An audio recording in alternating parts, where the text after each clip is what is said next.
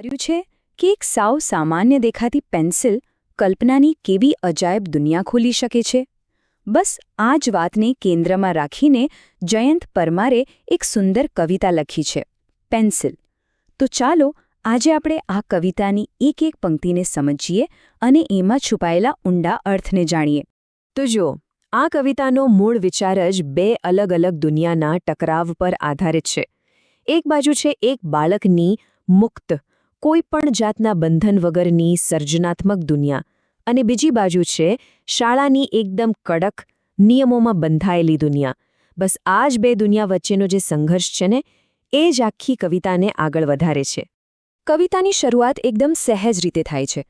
એક નાનકડી બાળકી છે જે ચિત્ર દોરવા બેઠી છે, અને નવાઈની વાત તો એ છે કે આ એક નાનકડી, સામાન્ય લાગતી ક્રિયા એ જ એક આખા નવા બ્રહ્માંડને, શક્યતાઓના એક નવા વિશ્વને જન્મ આપે છે.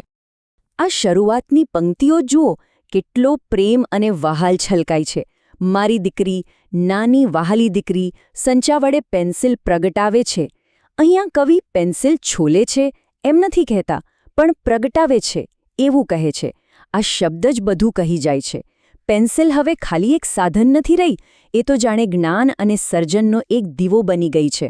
આ પ્રગટાવવાની વાત કેટલી સુંદર છે ખરું ને? પેન્સિલ છોલવાની આ ક્રિયાને જાણે કે દીવો પ્રગટાવવા સાથે સરખાવી છે. એનો મતલબ એ છે કે આ માત્ર એક યાંત્રિક ક્રિયા નથી, પણ સર્જનાત્મકતાની એક જ્યોત જગાવવા જેવું છે. અને જે સફેદ કાગળ છે એ જાણે કે એક આકાશ છે, જે હમણાં જ કલ્પનાના પ્રકાશથી ઝગમગી ઉઠશે. તો આ જે નાનકડી ચિનગારી પ્રગટી છે, એ હવે કેવી રીતે એક આખી અદ્ભુત દુનિયાનું સર્જન કરે છે એ જોઈએ. એક એવી દુનિયા જ્યાં કોઈ નિયમ નથી, કોઈ તર્ક નથી, બસ અમર્યાદ કલ્પના છે. હવે બાળકીની કલ્પના જાણે પાંખો ફેલાવીને ઉડવા લાગે છે. વાસ્તવિકતાની બધી જ સીમાઓ તૂટી જાય છે. એવા એવા દૃશ્યો બને છે જે સાવ અશક્ય લાગે, જેમ કે ઝાડને જ સાથે લઈને ઉડી જતું કાળું પક્ષી, કે પછી આંખો પર ચશ્મા પહેરેલો મોર. આ બધું શું બતાવે છે? બાળકના મનની સંપૂર્ણ આઝાદી. અને હજુ આગળ જુઓ, એના ચિત્રોમાં એક આંખવાળું સૂરજ છે, ગાય સાથે વાતો કરતો સિંહ છે, અને રસ્તા પર ચાલતું વિમાન છે. આ દરેક ચિત્ર જાણે કુદરતના નિયમોને ખુલ્લો પડકાર ફેંકી રહ્યું છે. આ બધું જ બાળકના મનની કોઈ પણ બંધન વગરની વિચારસરણીને આપણી સૌની સામે મૂકે છે.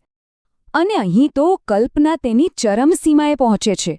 વાદળના કપાળ પર એક ભૂરી માછલી ઉડી રહી છે, અને ધોધના પાણીમાં એક પીળું પતંગિયું તરી રહ્યું છે. આ દ્રશ્યો એક એવી દુનિયા બનાવે છે જે આપણી વાસ્તવિકતાથી બિલકુલ ઉલટી છે. એક એવી દુનિયા જ્યાં બધું જ શક્ય છે. પણ સર્જનાત્મકતાની આ રંગીન અને જીવંત દુનિયા લાંબો સમય ટકવાની નથી. હવે એના પર વાસ્તવિકતાનો એક કઠોર પ્રહાર થવાનો છે જે બધું જ બદલી નાખશે.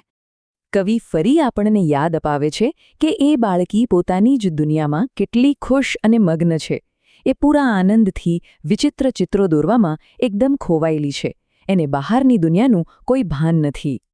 અને બસ ત્યારે જ એના જીવનમાં અવરોધ આવે છે. નિયમોની, ફરજોની અને અપેક્ષાઓની દુનિયા એની સર્જનાત્મકતા પર હુમલો કરે છે. આ અવરોધ કોણ છે? શાળાના શિક્ષક અને એમણે આપેલું ગૃહકાર્ય. જો, અહીં શિક્ષક કે ગૃહકાર્ય એ માત્ર પાત્રો નથી, એ તો આખી શિક્ષણ વ્યવસ્થાનું પ્રતીક છે. એવી વ્યવસ્થા જે બાળકની કલ્પના પર નિયમોનો બોજ નાખે છે અને એના સર્જનના આનંદને ખતમ કરી નાખે છે.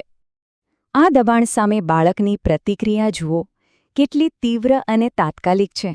એના મનમાં એટલો ગુસ્સો અને હતાશા ભરાઈ જાય છે કે તે જે પેન્સિલથી પોતાની દુનિયા બનાવતી હતી, એ જ પેન્સિલની અણી તોડી નાખે છે. અને આ અંત સૌથી વધુ કરુણ છે. જે પેન્સિલરૂપી મીણબત્તીથી પ્રકાશ ફેલાયો હતો, તે હવે ઓલવાઈ ગઈ છે. અને એ સફેદ કાગળ પર શું બચ્યું? બસ એની હતાશાનો ધુમાડો.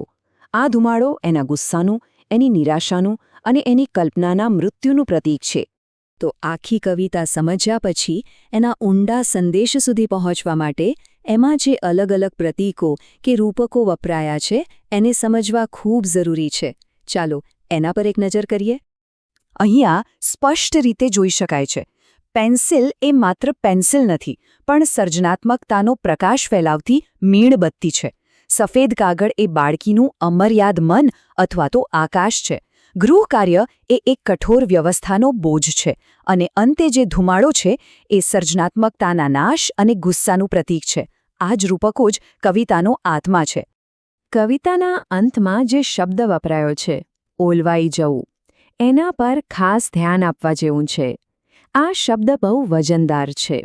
એ માત્ર એક ક્રિયા નથી બતાવતો, પણ બાળકીની કલ્પનાની જે આખી સફર હતી એના એક દુઃખદ અને કાયમી અંતનો સંકેત આપે છે. અને અંતમાં આ કવિતા આપણને બધાને એક બહુ મોટો અને ગંભીર પ્રશ્ન પૂછીને જાય છે કે શિક્ષણનો સાચો હેતુ શું છે? શું એણે બાળકની કલ્પનાને પોષીને એને પાંખો આપવી જોઈએ કે પછી નિયમોના પાંજરામાં પૂરીને એને દબાવી દેવી જોઈએ? આ પ્રશ્ન વિચારવા જેવો છે.